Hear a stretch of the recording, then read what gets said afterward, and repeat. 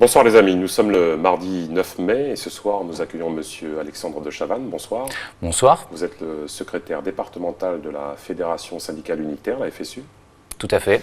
Quel regard portez-vous sur la mobilisation historique qu'a connue la Guyane ? Bon, cette mobilisation était nécessaire, c'était une vraie mobilisation populaire où de nombreuses revendications légitimes de la population de Guyane ont été exprimées. Toutes n'ont pas été entendues. Et puis, après, dans ce mouvement, effectivement, les manifestations du 28 mars sont absolument remarquables. Derrière, la suite l'est malheureusement moins. Pourquoi moins ? Pourquoi moins ? Puisqu'aujourd'hui, ce mouvement, quand on le regarde de manière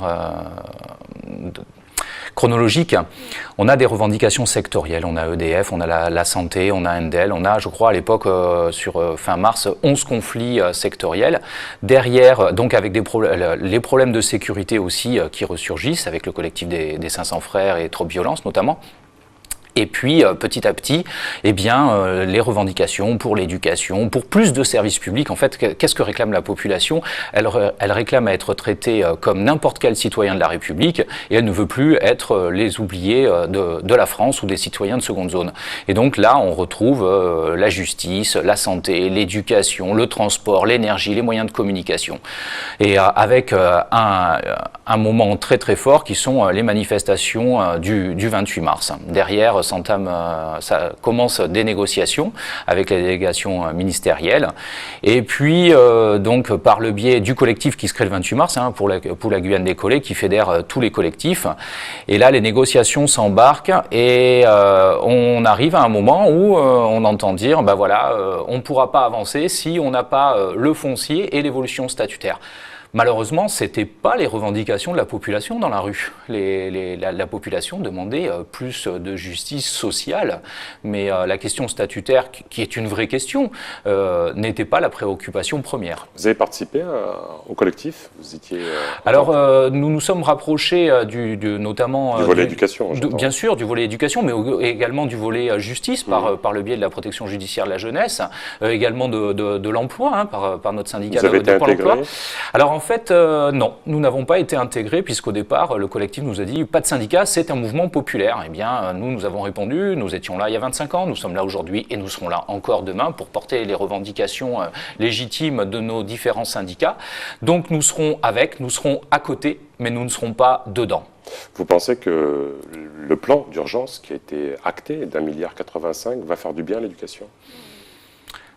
Alors pour l'éducation, si on prend, c'est 400 millions en fait, 400 millions, 150 millions pour les constructions scolaires dans le premier degré sur 10 ans, 250 millions pour les constructions de collèges et de lycées sur 5 ans, c'est pas assez. Et puis 40 postes d'ILM, qui est une première étape pour nous. ILM pour nos téléspectateurs. Oui, les intervenants en langue maternelle, ce sont des qui travaillent dans les écoles, des personnels qui travaillent dans les écoles et qui structurent les enfants, notamment en maternelle, dans leur langue maternelle afin de faciliter l'entrée dans la langue française. Alors non, les 250 millions pour construire les 5 collèges et 10 lycées nécessaires permettront de construire tout au plus 2 lycées et 3, voire peut-être 4 collèges, mais pas les établissements dont a besoin la jeunesse guyanaise. L'actualité, c'est aussi l'élection d'Emmanuel Macron comme président de la République. Et une de ces mesures un peu emblématiques, c'est de permettre à toutes les écoles classées en réseau d'éducation prioritaire d'avoir que 12 élèves par classe. Et cette mesure serait effective dès la rentrée 2017. Alors nous, on a... Fantasme ou potentiellement réalité ici en Guyane ? Non, irréalisable en Guyane. On n'a pas assez d'écoles. Donc demain, en gros, on a une moyenne de 25 élèves par classe en CP, en REP+. Donc aujourd'hui, il faudra pour ce niveau-là 2 fois plus de salles et 2 fois plus d'enseignants. Donc la question que nous posons au président de la République, comment va-t-il faire ? Va-t-il implanter des bungalows ? Va-t-il trouver des nouveaux enseignants, sachant qu'on a des difficultés à recruter, que ce soit au niveau local ou au niveau national ? Non, c'est une mesure sûr qui est irréalisable. Le maire de la capitale de l'Ouest, M.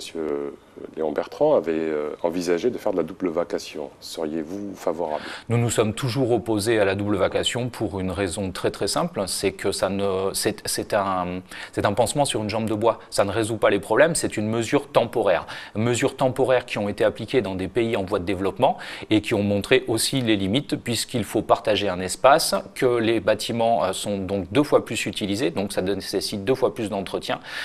C'est tout simplement, ça peut paraître comme une solution d'urgence, mais si on regarde sur le long terme, c'est une solution qui n'est pas acceptable. Et quand on regarde en Guyane, les établissements où on rajoute des bungalows, on nous dit toujours c'est du provisoire, mais c'est du provisoire qui dure des années et des années. Donc nous refusons ce système. La Guyane fait partie de la France, fait partie de l'Europe, n'est pas un pays en voie de développement, donc nous ne voulons pas de ces mesures au rabais. Le comité de suivi, enfin pour les différents volets de ce plan d'urgence, commence à se constituer. Est-ce que vous en faites partie? Comment ça se passe? Alors, quand on lit bien les accords de Guyane, on voit que pour la mise en place du comité de suivi, il y aura les élus, éventuellement les représentants des collectifs, mais également les organisations syndicales représentatives. La FSU étant une fédération de syndicats représentative, elle sera évidemment présente au comité de suivi. On en est où de la mise en place de ces comités de suivi? Il y avait une Parce première on a l'impression qu'il ne se passe plus rien. Il y avait une première réunion qui était prévue à la fin du mouvement, en avril, qui a été reportée puis, en raison des barrages, donc tout le monde ne pouvait pas se déplacer. Et puis, ce comité de suivi est sous la présidence du préfet, donc on attend une prochaine réunion à l'initiative du préfet. Le nouveau recteur, cette fois-ci, est là depuis quelques mois. Vous aviez évoqué avec d'autres un problème de gouvernance. Où en est-on ? Pour l'instant, je crois qu'on a vu, après ces 5 semaines de conflit, le recteur avait pris la décision de fermer les écoles. Il y a eu des discussions, bien sûr, en interne sur comment améliorer l'éducation, les conditions de scolarisation, les urgences à mettre en œuvre. On a eu des discussions avec le recteur. On attend ses retours. Aujourd'hui, c'est la fin de l'année dans l'urgence. Et il faut aussi préparer la rentrée prochaine. Donc, vous avez dit, avec des annonces du nouveau président de la République. Tout ça va être très très compliqué à mettre en œuvre. Je pense que le rectorat a beaucoup de travail. Il y a plein d'opérations de gestion qui n'ont pas eu lieu pendant ces 5 semaines de conflit. Il faut rattraper tout ça. Je crois qu'aujourd'hui, il a un sacré paquet de dossiers sur la table qu'il devra régler avant la rentrée. Vous êtes enseignant. Que pouvez-vous dire à nos millions de téléspectateurs, dont beaucoup de parents, par rapport à leur inquiétude légitime vis-à-vis des examens à venir ? Nous avons confiance dans les enseignants. Pourquoi? Par leur professionnalisme. Ils l'ont montré. Certains étaient volontaires pour venir faire des cours de soutien sur les barrages. C'était pas du tout de notre part une consigne syndicale. C'était vraiment sur la base c'était les collègues qui étaient volontaires. Et aujourd'hui, nous savons qu'ils feront le maximum pour rattraper, afin de préparer au mieux les élèves qui doivent présenter des examens en cette fin d'année scolaire. Là-dessus, il n'y a pas de souci. Ça sera peut-être pas forcément évident, mais les collègues font preuve de professionnalisme et seront en mesure de relever ce challenge. Merci beaucoup, Monsieur de Chavannes, d'avoir participé à cette Amri. émission. Les parents, n'oubliez pas d'accompagner vos enfants. Et puis, je vous dis à très bientôt. Les programmes continuent sur ATV Guyane.